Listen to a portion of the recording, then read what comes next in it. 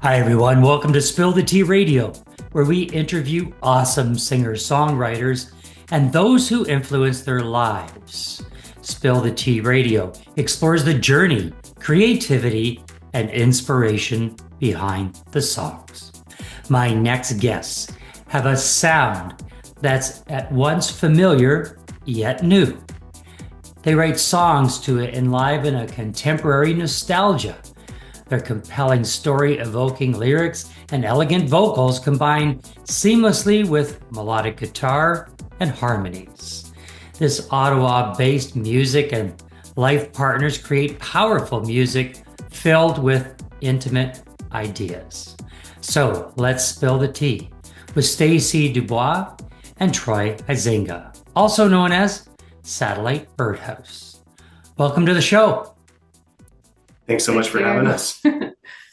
Well, I think the first thing we need to talk about is what you call yourself, Satellite Birdhouse. So let's. I'm always intrigued how people name songs, albums, EPs, and especially how they name bands or duos.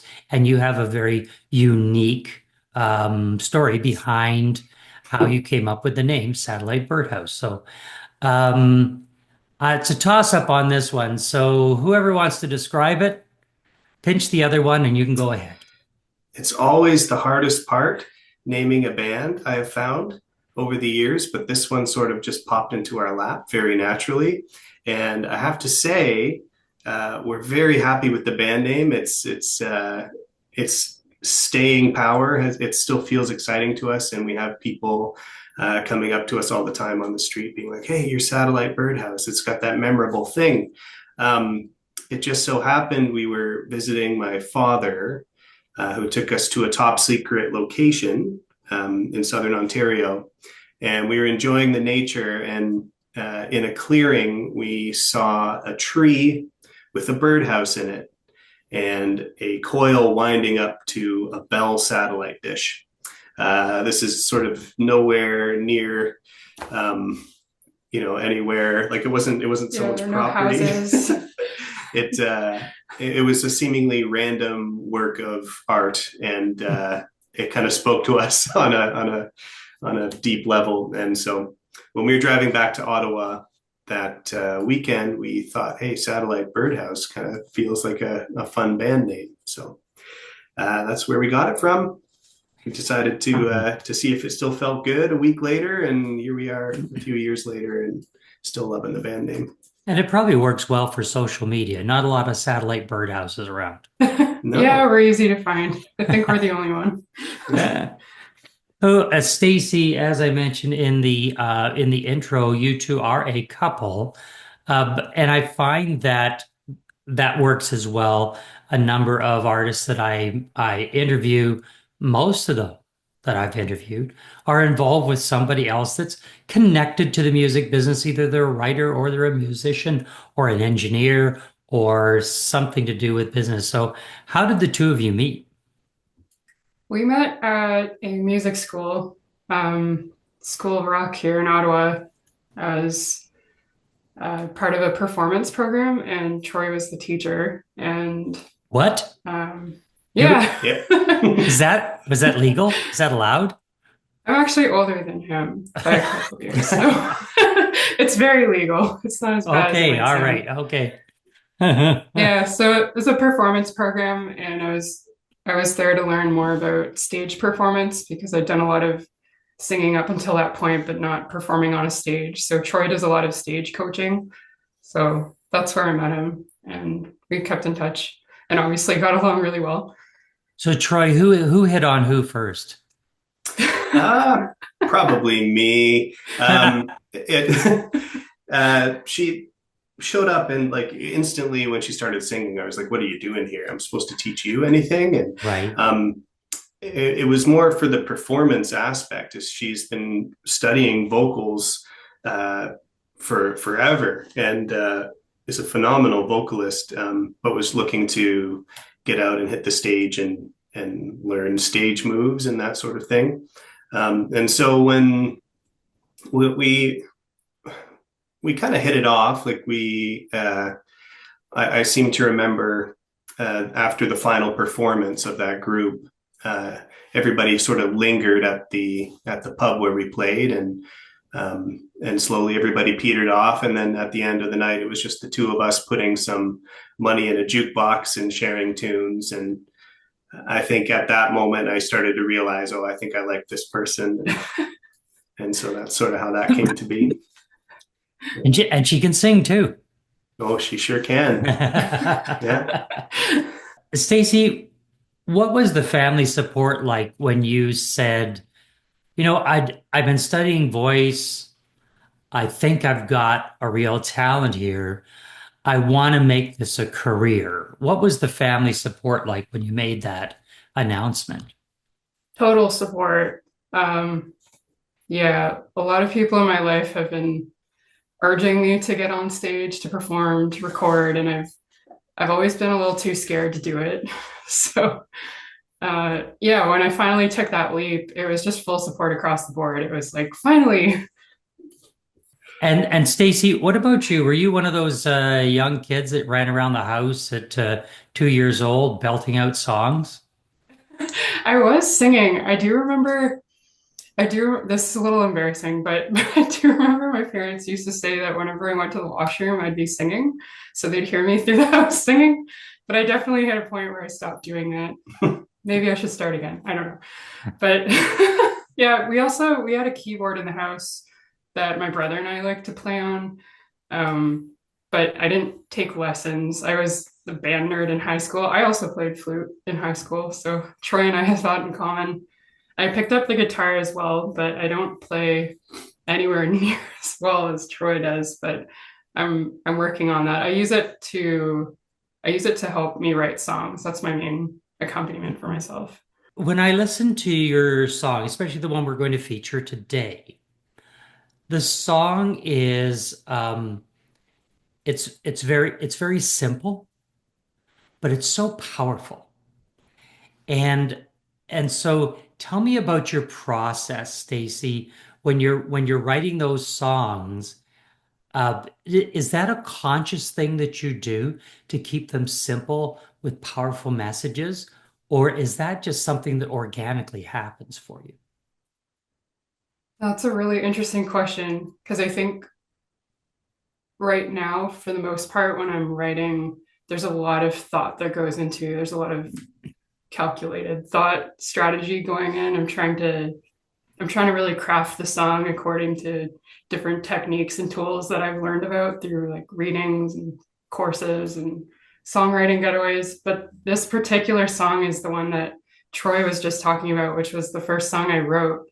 So this was before I even really started digging in and nerding out about songwriting. So this one was extremely organic. This was very fast, and yeah, I didn't really know much about like the basics of songwriting, the principles of songwriting. I'm just a lifelong music fan, and I've really enjoyed seeing Troy come up with his original music, and it was just me taking a stab at it, so it was extremely organic. Well, we're not going to give away the song yet because you're going to talk about it after we play it. But this song is also very personal to you. And I have to say that, before we came on the air to do the interview, I listened to my guest's music so I can kind of get the vibe. And and your song is so personal. And I can live it myself. And I've listened to it two or three times. Every time it brings tears to my eyes and I get choked up, and I'm thinking about that.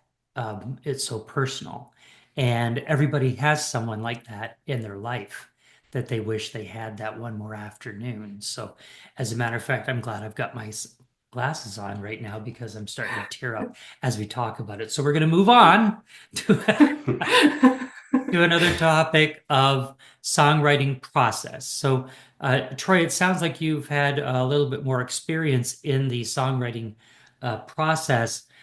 What comes first? Is it chicken or egg? Is it music, lyrics first, then melody, melody, then lyrics? Do you have a system that you work with, or does it just Sometimes it's one, sometimes it's the other. It's like Elton John and Bernie Taupin.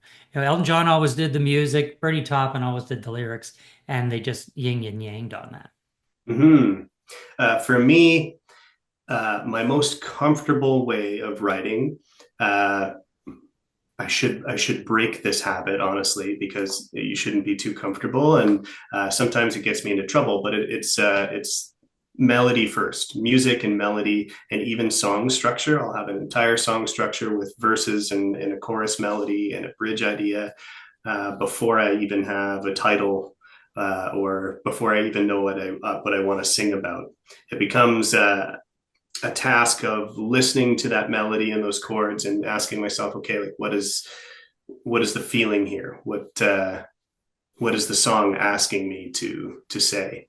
Sometimes in finding the melodies, I'll sort of sing or scat ideas over top of the chords or the groove, and in that scatting, some word will pop out, and I'll be like, "Oh, that's interesting.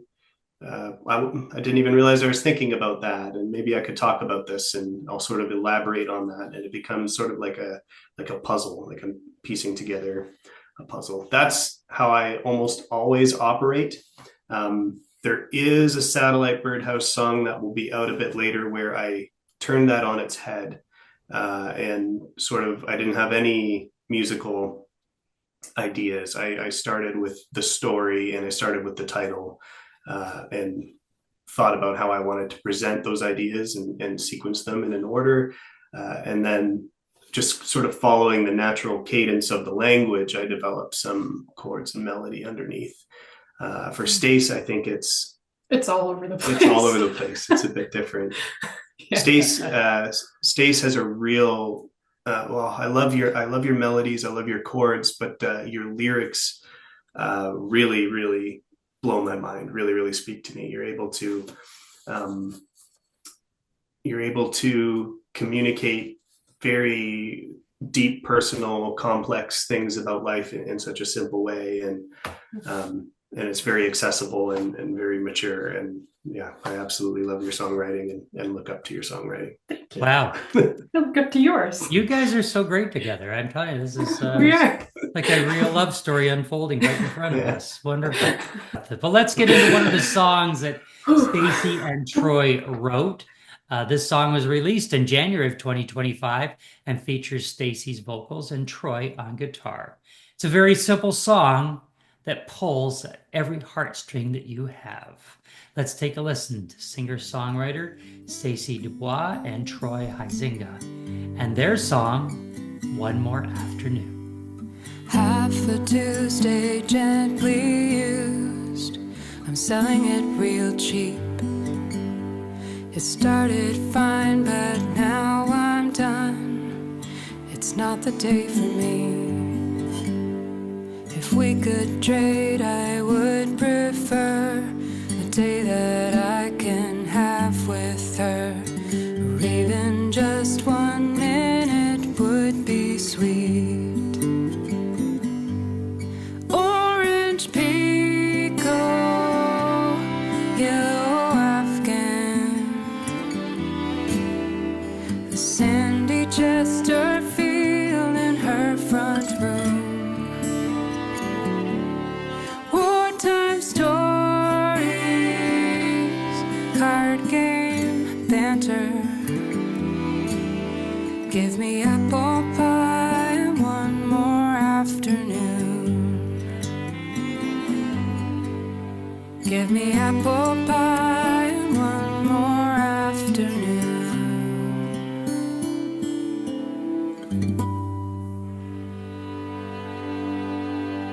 That was One More Afternoon by Stacy DuBois and Troy Huizinga, also known as Satellite Birdhouse. Stacy, you wrote this song. This is a very personal song, and although it's very short, it's a minute and a half long, and and I hope people go to the website and they watch the video that goes along with this song. It's so powerful. Again, it's short, it's powerful. Tell us about the song? What's it about? And what was the inspiration to write it? The song is like a collection of memories about grandparents. I wrote it mainly with one grandmother of mine in mind, but as I wrote it, became kind of apparent to me that it's really about all of my grandparents. It's short and sweet, the same way that life can be short and sweet. And I find that the lifetimes that we have overlapping with our grandparents are especially short.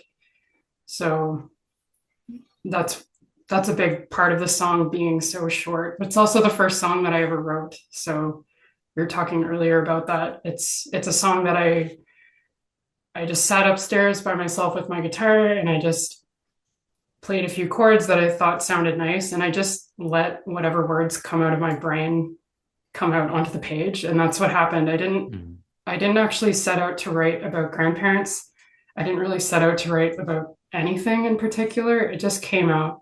And I find that happens a lot with my songwriting, at least, as it seems like it's an outlet for my thoughts and my feelings. So clearly my grandparents were on my mind that afternoon. They've passed quite a while ago, but I find they're constantly present in my life and clearly constantly present in my mind because this song came about. Stacy, how do people find out more about you and your music? What is the website? What are the socials and the streaming platforms? We are Satellite Birdhouse everywhere. So you can go to satellitebirdhouse.com. There are links to all of our socials there, or if you want to just look us up on Instagram, TikTok, YouTube, Facebook, Blue Sky, we are Satellite Birdhouse everywhere. We have been in conversation with Troy Huizinga and Stacy DuBois, also known professionally as Satellite Birdhouse. Thanks to both of you for being with us. Thanks so much for having us. Be sweet.